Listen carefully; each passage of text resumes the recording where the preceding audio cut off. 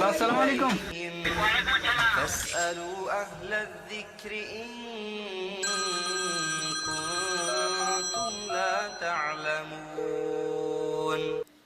Bismillah, Assalamualaikum warahmatullahi wabarakatuh.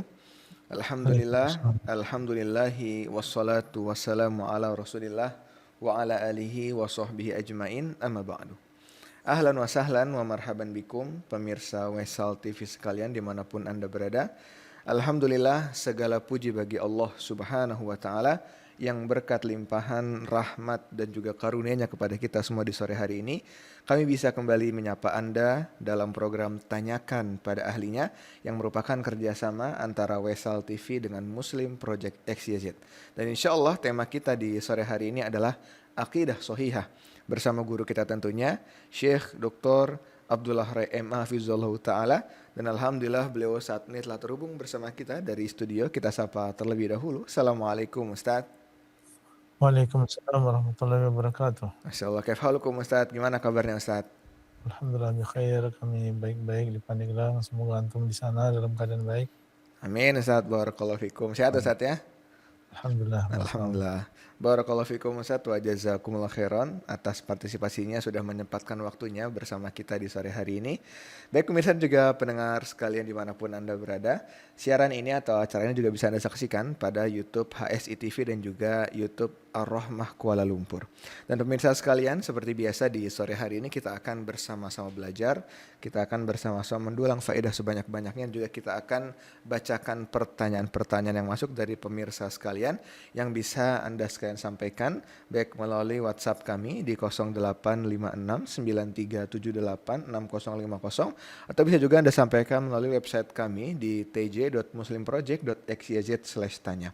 Baik pemirsa dan juga pendengar sekalian dimanapun Anda berada, sebelum kita mulai nanti bacakan pertanyaan-pertanyaan dan juga kita akan dengarkan jawaban dari pemateri kita di sore hari ini, mari kita simak terlebih dahulu nasihat pembuka dari guru kita di sore hari ini. Ada Syekh Dr. Abdullah Ray M. Hafizahullah Ta'ala. Untuk itu kepada beliau kami persilahkan, tafadhol Ustaz. Bismillahirrahmanirrahim. Assalamualaikum warahmatullahi wabarakatuh. Alhamdulillah. Wassalatu wassalamu ala rasulillah wa ala alihi wa sahbihi wa man walah. Para pemirsa Sol TV dimanapun antum berada, di antara kenikmatan yang Allah SWT berikan kepada kita adalah kenikmatan mendapatkan keturunan dan juga anak. Ini adalah kenikmatan yang besar.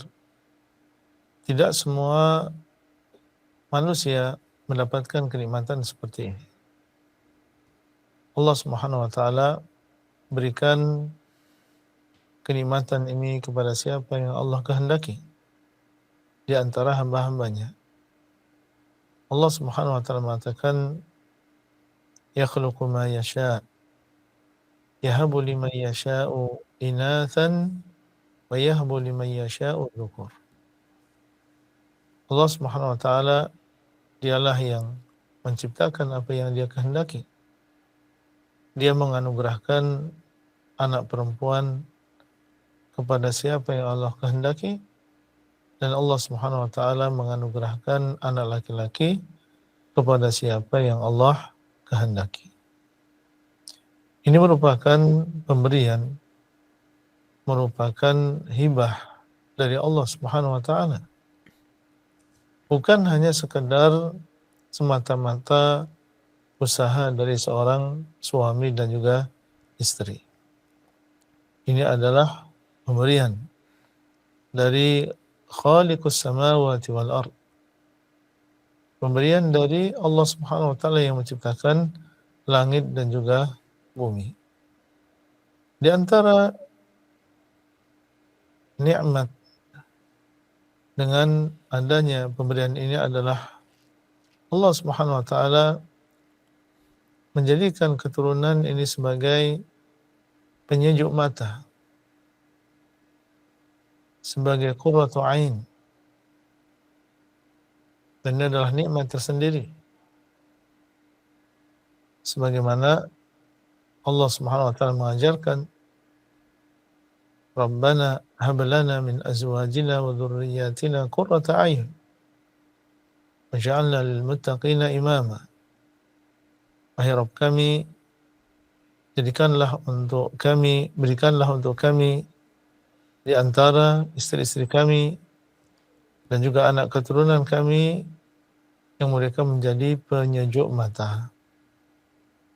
Dan orang yang beriman akan sejuk matanya ketika dia melihat keluarganya, melihat anak keturunannya, mereka dalam keadaan beriman juga seperti dia.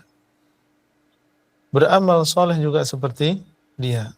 Inilah yang menjadikan mata seorang yang beriman menjadi sejuk. Yaitu ketika melihat keluarganya, melihat anak dan juga istrinya, mereka dalam keadaan juga beriman dan juga beramal saleh. Di samping itu, anak bisa menjadi amal jariyah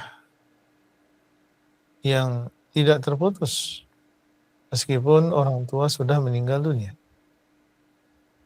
Ketika anak tersebut dididik sehingga dia pun menjadi anak yang saleh, yang berbakti kepada orang tua, mendoakan, ingat, meskipun orang tua sudah tidak di sampingnya, meskipun orang tua sudah meninggal dunia. Idza mata ibnu Adam inqata'a anhu 'amaluhu illa min thalath. Apabila meninggal seorang anak Adam, akan terputus seluruh amalannya kecuali dari 3 perkara. Kemudian Nabi SAW menyebutkan wawaladun salih yad'ulah, dan anak yang saleh yang mendoakan untuknya. Amalan dia memang sudah terputus. Dia sudah tidak bisa menambah 1 rakaat atau bahkan 1 sujud. Dia sudah tidak bisa membaca 1 huruf dari Al-Quran. Tapi dia memiliki anak saleh yang mendoakan kebaikan untuknya, memohonkan ampun untuknya, dan itu akan terus mengalir, akan terus dan tidak terputus selama dia memiliki anak saleh yang mendoakan untuk dirinya. Ini tentunya adalah nikmat yang besar yang wajib disyukuri oleh seseorang, dan perlu dia ketahui bahwa anak juga merupakan ujian bagi orang tuanya. Allah Subhanahu wa taala mengatakan innama amwalukum wa auladukum fitnah. Sesungguhnya harta dan anak-anak kalian adalah ujian. Dia adalah nikmat sebagaimana telah lalu, dan dia bisa menjadi sebab masuknya seseorang ke dalam surga, diampuni dosanya. Namun di waktu yang sama dia juga bisa menjadi sebab seseorang lalai. Bisa dengan sebab anak, akhirnya orang tua melanggar larangan Allah. Karena anak meminta, anak merengek, kemudian dia akhirnya mencari sesuatu yang diharamkan oleh Allah Subhanahu wa taala. Dan dengan sebab itu dia pun terjerumus ke dalam dosa dan juga kemaksiatan. Intinya, para pemirsa sekalian dimuliakan oleh Allah Subhanahu wa taala, anak-anak ini adalah pemberian dari Allah Subhanahu wa taala, bisa menjadi sebab kebaikan bagi seseorang apabila dia sungguh-sungguh dalam mendidiknya dan menunaikan amanah yang ada di dalamnya. Dan di waktu yang sama dia juga bisa menjadi sebab terjerumusnya seseorang ke dalam dosa dan juga maksiat. Semoga Allah Subhanahu wa taala memberikan taufik kepada kita semuanya untuk melaksanakan amanah ini dan memudahkan kita untuk mendidik anak-anak kita. Demikian yang bisa kita sampaikan di awal pertemuan ini. Barakallahu fikum. Nah, Baik pemirsa sekalian dimanapun Anda berada, itu tadi adalah nasihat pembuka dari pemateri kita di sore hari ini. Syekh Dr. Abdullah Rahim Hafizahullah Ta'ala, kami ucapkan jazakumullah khairan Ustaz atas nasihatnya. Semoga bisa diambil manfaatnya oleh pemirsa kita di rumah dimanapun Anda berada. Baik Ustaz, mohon izin kita mulai dari pertanyaan pertama Ustaz ya, dari website kali ini. Pertanyaan pertama Syekh. Kali ini pertanyaan dari Ibu Wina ini, beliau menanyakan, izin bertanya, apakah kalau sebelum sholat taubat itu harus namanya mandi taubat dulu? Ya. Yang pertama Ustaz, pertanyaannya, apakah sebelum pelaksanaan sholat taubat seseorang itu harus melakukan mandi taubat terlebih dahulu? Ya. Kemudian yang berikutnya Ustaz, ya, apabila zakat sudah mencapai nisab, maka apakah harus dikeluarkan satu kali saja atau setiap tahun juga harus tetap dikeluarkan? Begitu Ustaz, pertanyaan dari pemirsa. Barakallahu fikum. Fiikum barakallah. Ada dua pertanyaan di sini. Yang pertama adalah tentang apakah disyariatkan mandi sebelum kita melakukan sholat taubat. Jawabannya adalah tidak disyariatkan yang demikian. Tidak disyariatkan adanya mandi khusus sebelum seseorang melakukan sholat yang dinamakan dengan sholat taubat. Jadi yang disyariatkan adalah berwudu, karena sholat disyariatkan harus dalam keadaan suci. Berwudu, kemudian menutup aurat, menghadap kiblat dan seterusnya. Kemudian dia melakukan sholat tersebut. Nah, jadi dimaksud dengan sholat taubat di sini adalah sholat yang dilakukan oleh seseorang ketika dia melakukan sebuah dosa, kemudian dia akhirnya menyesal, ingin membersihkan dosa tersebut, maka dia berwudu, kemudian dia melakukan sholat 2 rakaat. Sebagaimana ini disebutkan di dalam sebuah hadis, tidaklah seorang hamba melakukan dosa kemudian dia bersuci, itu berwudu dengan baik, kemudian sholat 2 rakaat, kemudian memohon ampun kepada Allah, melainkan Allah Subhanahu wa taala akan mengampuni dosanya. Jadi yang disebutkan di sini adalah berwudu, bukan mandi. Dan kita tahu bahwasanya yang namanya mandi ini disyariatkan atau wajib dilakukan ketika seorang junub. Kemudian juga ketika seorang wanita selesai haid atau nifas. Dan mandi juga disyariatkan di hari Jumat bagi laki-laki sebelum dia melakukan sholat Jumat. Kemudian di sana ada mandi yang disyariatkan sebelum seseorang ihram. Nah, ini keadaan-keadaan di mana di sana disyariatkan memang mandi. Ada yang wajib dan di sana ada yang hukumnya sunnah. Adapun sebelum seseorang melakukan sholat sunnah taubat, maka tidak ada di sana kewajiban untuk melakukan mandi tersebut. Kemudian pertanyaan yang kedua tentang masalah zakat. Apakah apabila sudah terpenuhi syaratnya, nisab, kemudian sudah berlalu 1 tahun, apakah dilaksanakan sekali itu saja atau dia dilaksanakan setiap tahun? Maka jawabannya adalah wajib untuk dibayarkan setiap tahun selama harta yang dia miliki mencapai nisabnya dan telah berlalu 1 tahun. Dan dimaksud dengan 1 tahun di sini adalah 1 tahun hijriah. Contoh misalnya apabila seseorang memiliki tabungan dan sudah mencapai nisab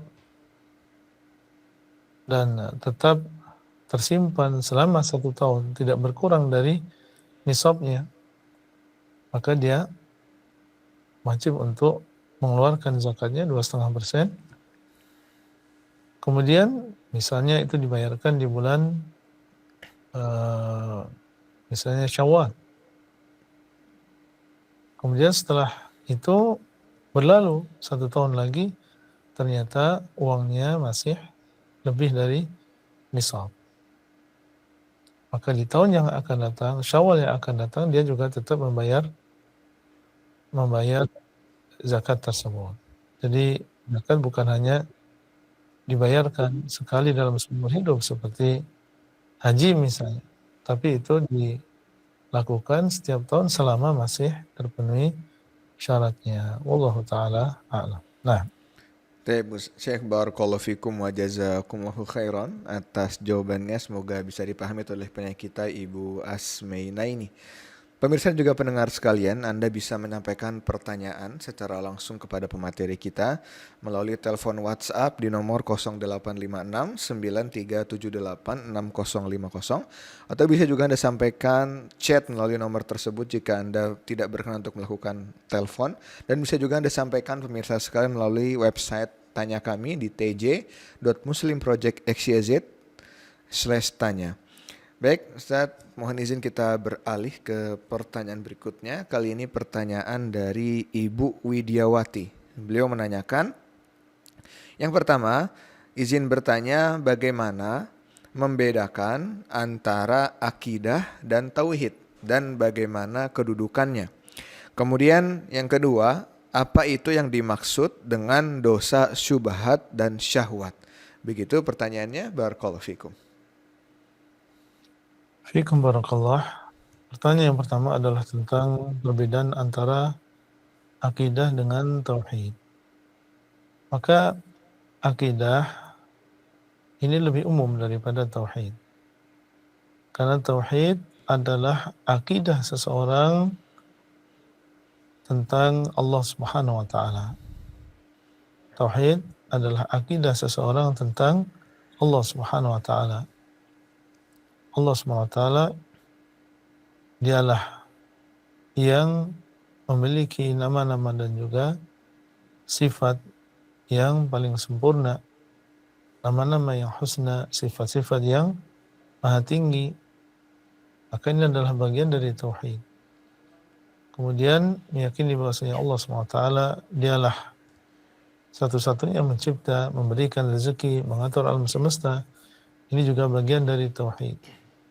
Dan keyakinan bahwasanya Allah SWT dialah yang maha sempurna di dalam nama dan juga sifatnya. Keyakinan bahwasanya Allah SWT dialah satu-satunya yang mencipta, memberikan rezeki, mengharuskan kita untuk mengisahkan Allah di dalam ibadah. Ini adalah tauhid berkaitan dengan Allah Subhanahu wa taala. Nah, akidah itu lebih umum. Karena masuk di dalamnya keyakinan tentang malaikat, keyakinan tentang para rasul, keyakinan tentang kitab-kitab Allah, keyakinan tentang hari akhir. Nah, ini semuanya masuk di dalam akidah. Ya, akidah itu adalah keyakinan. Ya, dan tauhid adalah keyakinan yang berkaitan dengan Allah Subhanahu wa taala. Kemudian pertanyaan yang kedua adalah tentang apa yang dimaksud dengan dosa syubhat dan juga dosa syahwat. Yang dimaksud dengan dosa syubhat dan juga dosa syahwat, yang pertama adalah syubhat. Nah, syubhat itu secara bahasa artinya adalah sesuatu yang samar. Sesuatu yang samar. Sebuah kerancuan. Sebuah pemahaman yang salah. Itu salah di dalam memahami agama Allah. Kerancuan di dalam memahami ayat, dalam memahami hadis. Berupa penyimpangan di dalam masalah pemikiran, di dalam masalah pemahaman. Sesuatu yang batil dianggap adalah sesuatu yang benar. Ya, terlihat sesuatu yang sahih. Nah, ini namanya apa? Namanya syubhat. Kemudian yang kedua adalah syahwat. Dan yang dimaksud adalah mengikuti hawa nafsu, mengikuti keinginan. Hawa nafsunya mendorong dia untuk berzina. Hawa nafsunya mendorong dia untuk melakukan riba. Hawa nafsunya mendorong dia untuk melakukan sesuatu yang haram. Ini namanya syahwat. Jadi syubhat ini adalah kesalahan dalam memahami, kesalahan dalam pemikiran. Adapun syahwat maka ini berkaitan dengan hawa nafsu. Berkaitan dengan hawa nafsu. Kemudian yang namanya syubhat ini menyerang akal. Menyerang akal. Adapun syahwat maka ini menyerang hati dan juga nafsu seseorang. Dua-duanya adalah dosa yang berbahaya, namun yang pertama ini lebih berbahaya daripada yang kedua. Syubhat lebih berbahaya daripada syahwat, karena yang namanya syubhat ini merusak akidah, dan dia sesuatu yang samar, sesuatu yang batil, tetapi dianggap itu adalah sebuah kebenaran. Sehingga orang yang terjerumus ke dalam syubhat ini sulit untuk dinasihati. Berbeda dengan orang yang terjerumus ke dalam penyakit syahwat. Maka kebanyakan mereka apabila diberikan nasihat, sebenarnya mereka tahu itu adalah sesuatu yang salah. Berzina itu tidak baik. Riba itu adalah sebuah dosa. Memandang sesuatu yang diharamkan itu maksiat. Mereka tahu yang demikian. Ya, sehingga ketika diingatkan, banyak di antara mereka yang sadar dan mudah untuk kembali kepada Allah Azza wa Jalla. Ini berbeda dengan orang yang terkena penyakit syubhat, maka sulit bagi mereka untuk kembali kepada kebenaran ketika dinasihati, karena mereka merasa di atas kebenaran. Sehingga dinukil dari Sufyan Ats-Tsauri bahwasanya Allah Subhanahu wa taala tidak memberikan taubat kepada ahlul bid'ah. Maksudnya adalah sulit bagi mereka untuk keluar dari kungkungan bid'ah tersebut. Karena itu adalah syubhat yang zahirnya seakan-akan itu adalah sesuatu yang benar, padahal itu adalah sesuatu yang batil. Wallahu ta'ala a'lam.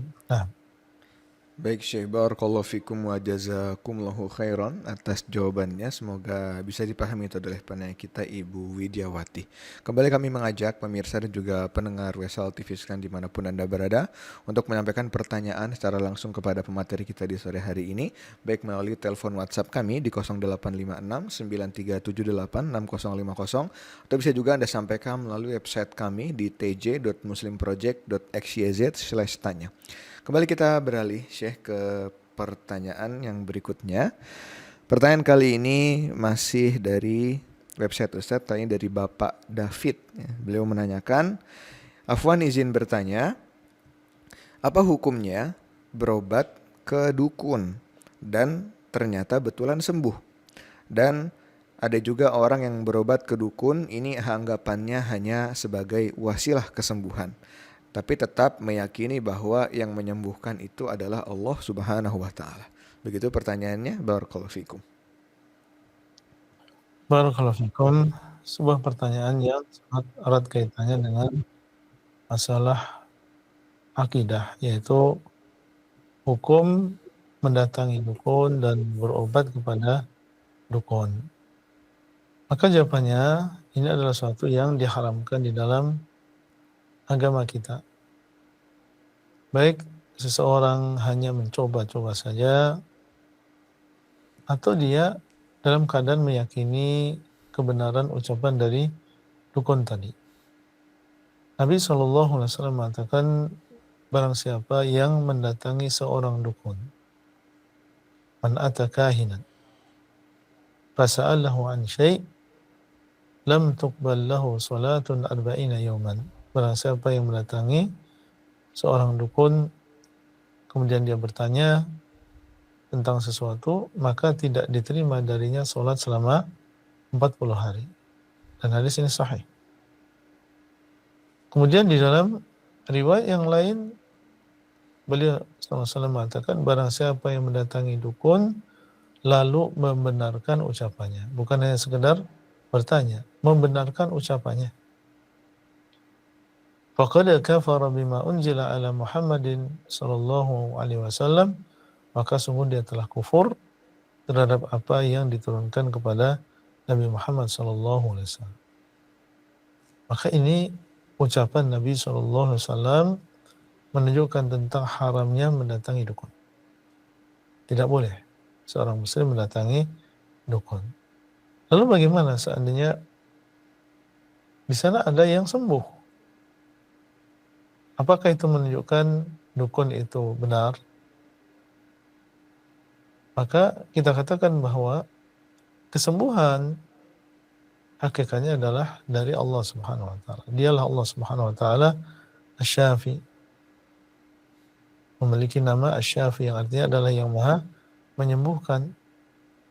Adapun kesembuhan yang terjadi ketika seorang mendatangi dukun tersebut, maka kesembuhan tersebut adalah bagian dari takdir Allah.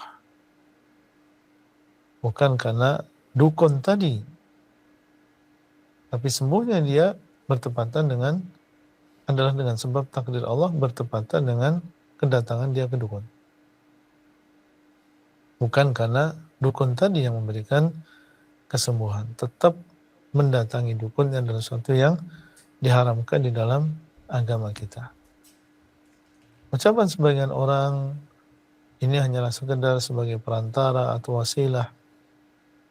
Dan dia mengatakan, saya tahu ini adalah berasal dari Allah Subhanahu wa taala. Allah Subhanahu wa taala dialah yang menyembuhkan. Tetap tidak boleh.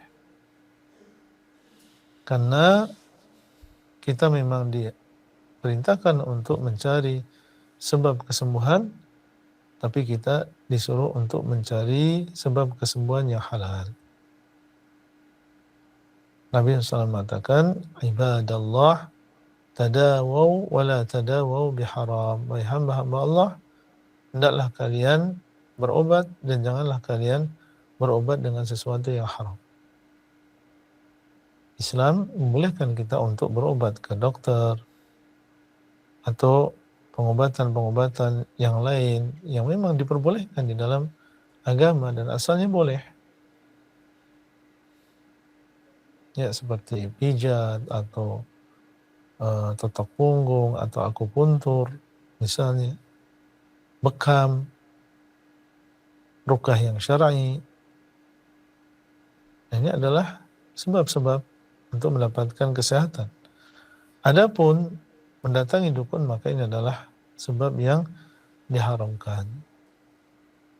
Tidak boleh kita mendatangi dukun. Dan perlu diketahui bahwa kenapa demikian Islam bersikap sangat keras kepada dukun dan orang-orang yang mendatangi dukun. Karena dukun, mereka bekerja sama dengan jin.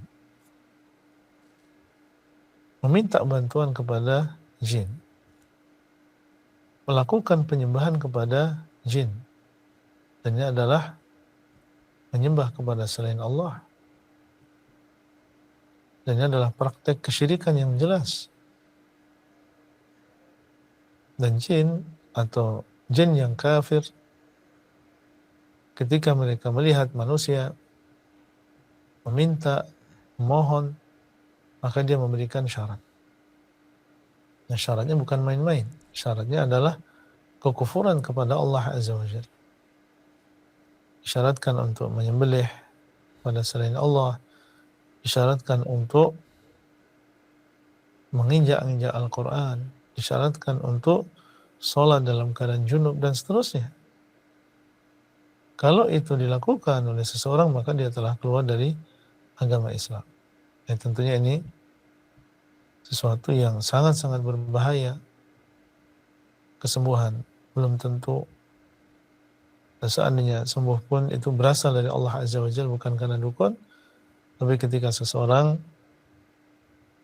melanggar dan terjerumus ke dalam kesyirikan yang besar, dia telah keluar dari agama Islam. Wallahu taala a'lam. Nah, Baik, barakallahu fikum Syekh wa jazakumullah khairan atas jawabannya.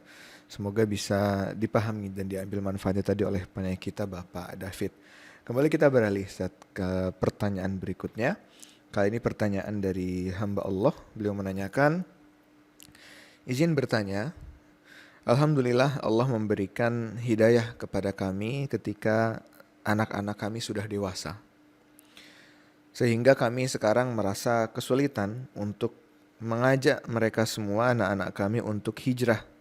Yang menjadi pertanyaannya, bagaimana caranya agar anak-anak juga bisa mendapatkan hidayah, sedangkan anak-anak kami mereka semuanya sudah menikah. Begitu pertanyaannya. Barakallahu fikum. fiikum barakallah. Pertanyaan yang bagus yang mewakili ayah dan juga ibu yang alhamdulillah Allah Subhanahu wa taala memberikan hidayah kepada mereka ketika mereka sudah lanjut usia mungkin, atau ketika anak-anak mereka sudah dewasa, sudah besar, yang mereka sudah memiliki prinsip sendiri, atau bahkan mereka sudah hidup sendiri jauh dari orang tua. Bagaimana supaya mereka pun juga mendapatkan hidayah sebagaimana orang tua? Para pemirsa yang dimuliakan oleh Allah SWT, dan secara khusus orang-orang tua dengan keadaan yang sama. Ketahuilah bahwasanya hidayah bukan milik orang tua. Hidayah adalah milik Allahu Rabbul Alamin. Hidayah bukan milik seorang nabi, bukan milik seorang da'i. Hidayah, taufik adalah milik Allah. Allah Subhanahu wa taala mengatakan, "Innaka la tahdi man ahbabta, walakinna Allah yahdi man yasha." Sungguhnya engkau, dan di sini Allah Subhanahu wa taala berbicara kepada nabinya, sesungguhnya engkau wahai Muhammad tidak bisa memberikan hidayah kepada orang yang engkau cintai. Nabi SAW mencintai pamannya Abu Talib, tapi beliau tidak bisa memberikan hidayah kepada pamannya Abu Talib, karena memang walakin Allah yahdi man yasha, akan tapi Allah Subhanahu wa taala dialah yang memberikan hidayah kepada siapa yang Allah kehendaki. Ini milik Allah, bukan milik kita. Nah, terus apa yang bisa kita lakukan? Yang bisa kita lakukan sekarang adalah menyampaikan. Ya, menyampaikan kebenaran agama ini. Mencontohkan kepada mereka. Dan terus kita lakukan yang demikian dan meyakini bahwasanya Allah SWT dialah yang semata-mata yang memberikan hidayah. Dan mengapa di sini orang tua mendapatkan kesulitan? Karena dia merasa dirinya terlambat. Anak-anak sudah sekolah ke sana ke sini, sudah memiliki kesibukan sendiri, sudah berumah tangga, dan sepertinya mereka adalah orang-orang yang sudah tidak mau dianggap anak kecil, tidak mau dibimbing, tidak mau diajarkan. Maka tentunya dalam hal ini orang tua hendaknya memiliki sikap yang bijaksana. Jangan kita memperlakukan mereka sebagaimana ketika mereka masih kecil. Di sini mereka sudah dewasa. Bagaimana yang efektif dalam masalah ini? Di antaranya adalah dengan berdakwah dengan contoh, berdakwah dengan teladan. Kalau dulu mungkin di mata anak-anak kita termasuk orang yang tidak dekat dengan agama. Mereka melihat kita dahulu menyanyiakan sholat, dia melihat kita dahulu tidak memakai hijab, dia melihat kita dahulu ya melakukan sesuatu yang diharamkan. Maka dari sekarang, sebelum kita berbicara, maka kita mulai dengan contoh secara fisik.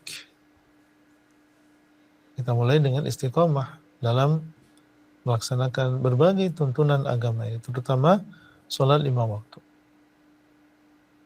Bukan hanya juga dalam masalah ibadah kita menjadi contoh, tapi juga menjadi contoh bagi mereka di dalam masalah akhlak.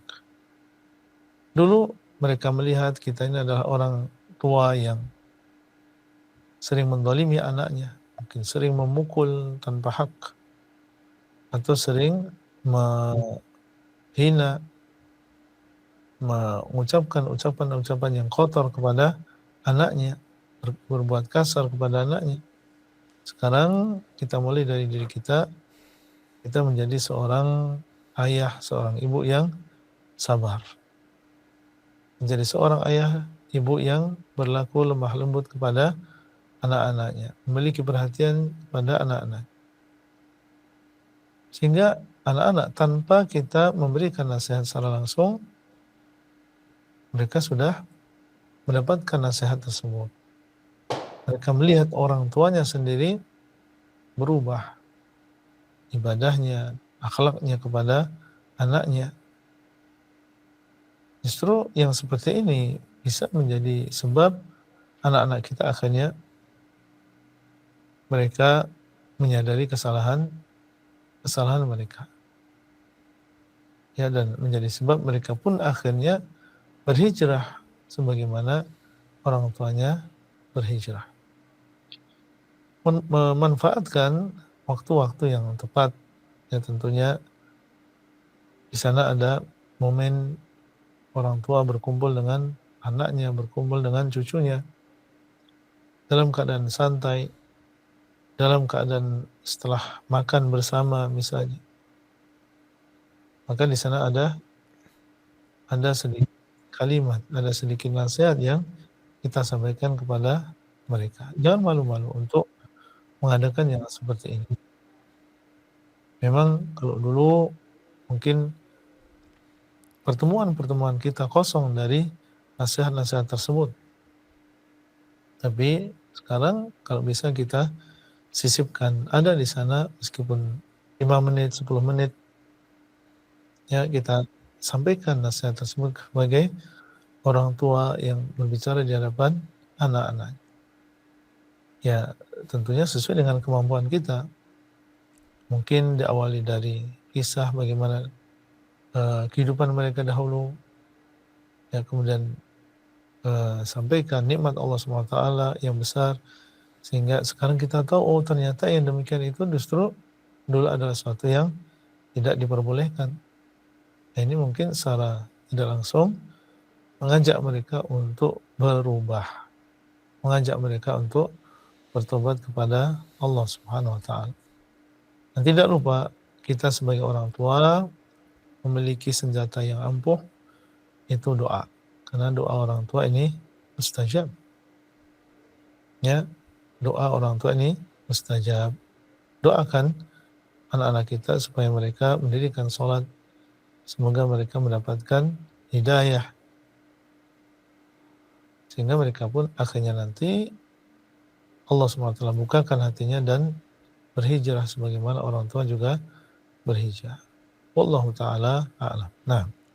Baik Syekh, barakallahu fikum wa jazakumullahu khairan atas jawabannya. Semoga bisa dipahami dan bisa diambil manfaatnya oleh penanya kita, hamba Allah tadi. Kembali kita beralih Syekh ke pertanyaan berikutnya. Kali ini pertanyaan dari Bapak Zaka. Ya.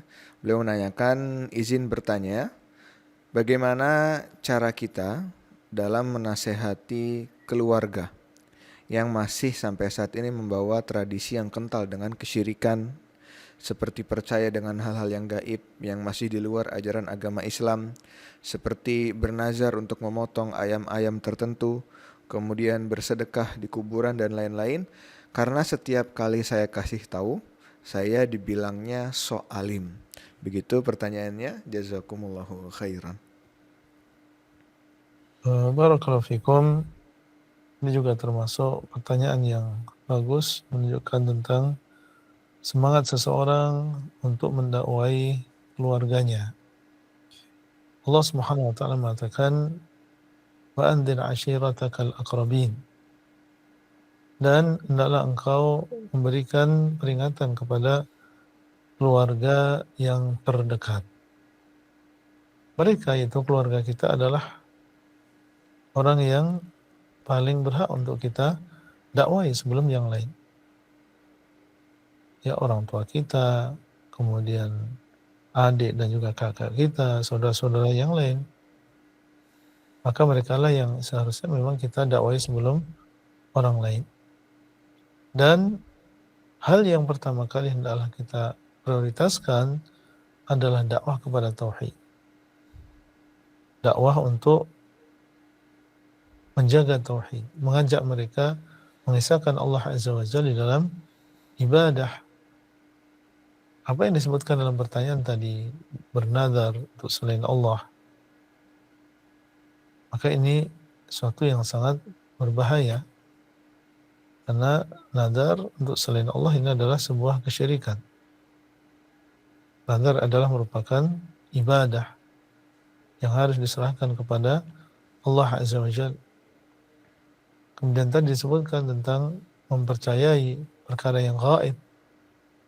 Kalau yang dimaksud barang yang gaib di sini adalah percaya dan meyakini dan menyembah, menyerahkan ibadah kepada jin, dan jin adalah makhluk yang gaib, maka tentunya ini adalah sesuatu yang berbahaya juga. Ini berkaitan dengan akidah, bisa sampai kepada kesyirikan kepada Allah Subhanahu wa taala.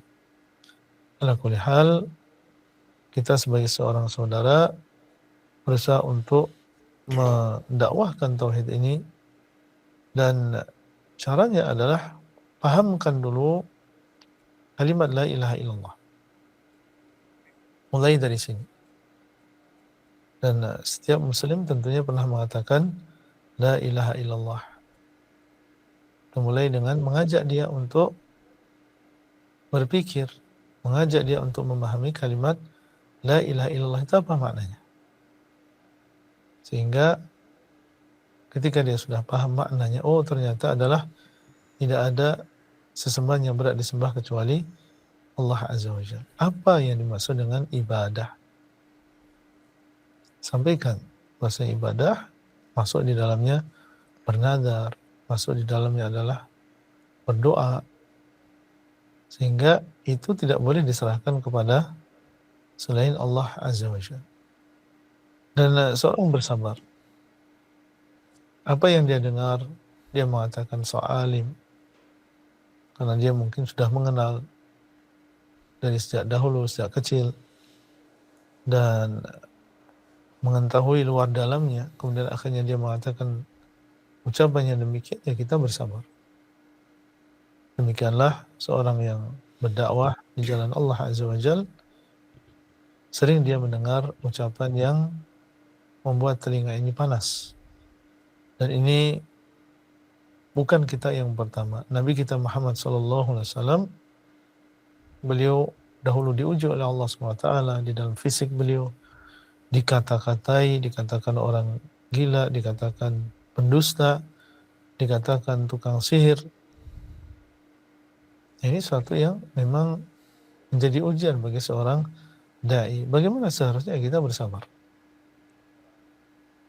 Ya, kita bersabar dan terus kita berdakwah dan perbaiki cara untuk menyampaikan seperti yang tadi kita sebutkan. Dahulukan untuk memahamkan dia pemahaman yang benar tentang tauhid, sehingga dia pun tahu apa yang dimaksud dengan kesyirikan yang merupakan lawan dari tauhid. Wallahu taala. Nah, Barakallahu fikum wa jazakumullah khairan Syekh atas jawabannya. Dan jawaban tadi juga sekaligus menutup perjumpaan kita Syekh di sore hari ini. Kami ucapkan barakallahu fikum wa jazakumullah khairan atas penyampaian materi dan juga jawaban-jawabannya. Semoga Allah senantiasa jaga kesehatan Ustadz, Allah mudahkan segala urusannya, dan semoga Allah berkahi ilmu dan juga waktu yang telah diluangkan di sore hari ini. Barakallahu fikum.